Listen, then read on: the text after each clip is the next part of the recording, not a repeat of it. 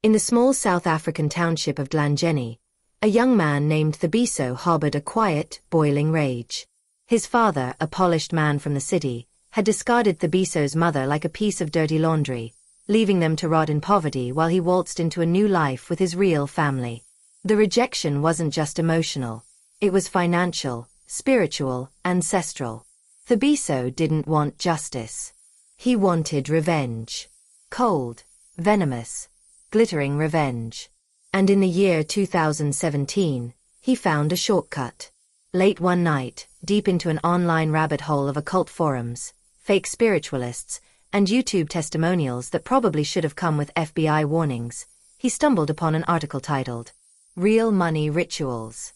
The write-up had that classic, too real to be true vibe, testimonials of success, images of gold rings on ash-colored fingers, and the promise of riches if you just followed one simple rule: no questions asked. Thabiso made a call. A gruff woman named Gogo Mothemba answered.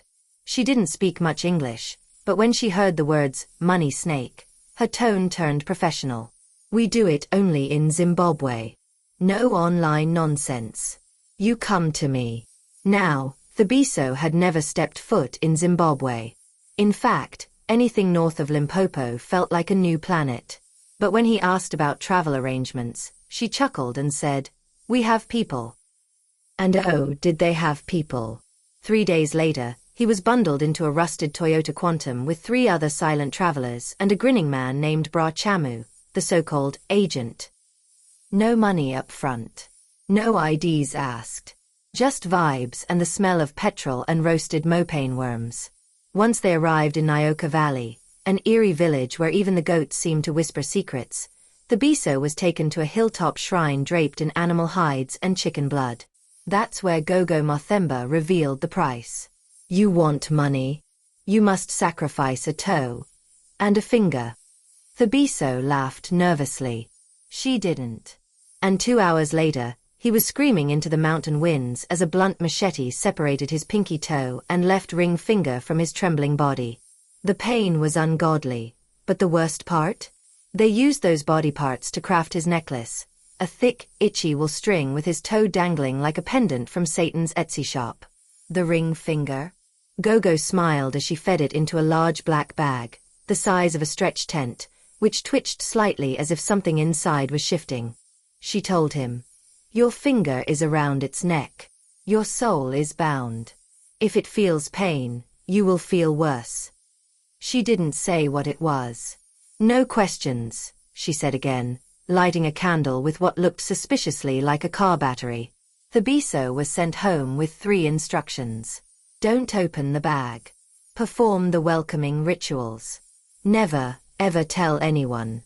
The welcoming rituals were grotesque, plucking hair, nails, and unwashed underwear from everyone in the house and feeding it into the bag like an offering to a perverted laundry god. On the 7th day, the magic began.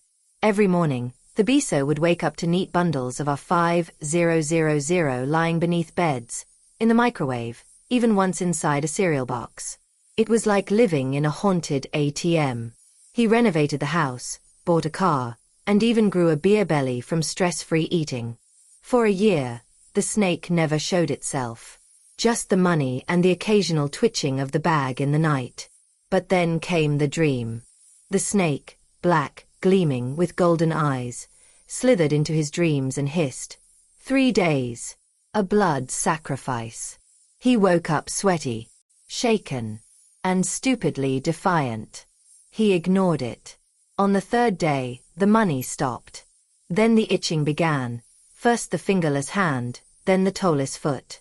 It spread like acid beneath his skin. His doctor thought it was gangrene. But antibiotics did nothing. The skin turned black. The smell could chase dogs from 3 houses away. And then the rot came, flesh peeling like banana skin, revealing pus and bone. And still, he said nothing. Until one night, he was tossed out of bed, by the bag itself. There on the floor lay his little brother, peacefully sleeping. Before Thabiso could scream, he found himself gripping a knife. And then, stabbing, stabbing, and weeping. He awoke drenched in tears. His brother was dead. But there were no wounds. No blood. Just a lifeless body and a mother who wailed so loud the ancestors themselves might have stirred. The next morning, they found our 50,000 under the brother's bed. For the funeral, whispered the snake in his dream. That marked the beginning of Thabiso's yearly blood debt. Each year, he would dream of killing someone, and they would die mysteriously the next day. His siblings. His grandmother. Eventually, even his own mother. They died with no wounds, no explanations. Just the cold shadow of his dream lingering in the house. Then came the children. His girlfriend's pregnancies would seem normal. But the babies. Born healthy. And dead within days. Each time, a dream. Each time, a silent scream. The latest one didn't even last 12 hours. Now, Thabiso lives alone in a house built on blood money and silence. The necklace strangles him in his sleep. He can't take it off. It's fused to his skin, tightening whenever he thinks of confession. The bag still twitches in the cupboard, whispering in some ancient, slithery tongue. The money still comes, every time someone dies. And Gogo Mothemba? She won't take his calls. In fact, last time he called, she laughed and said, "You wanted to be a god. Now you are a grave." Now, Thabiso is begging. To strangers. To the internet. Not for money. But for deliverance. For more stories like this, like and subscribe.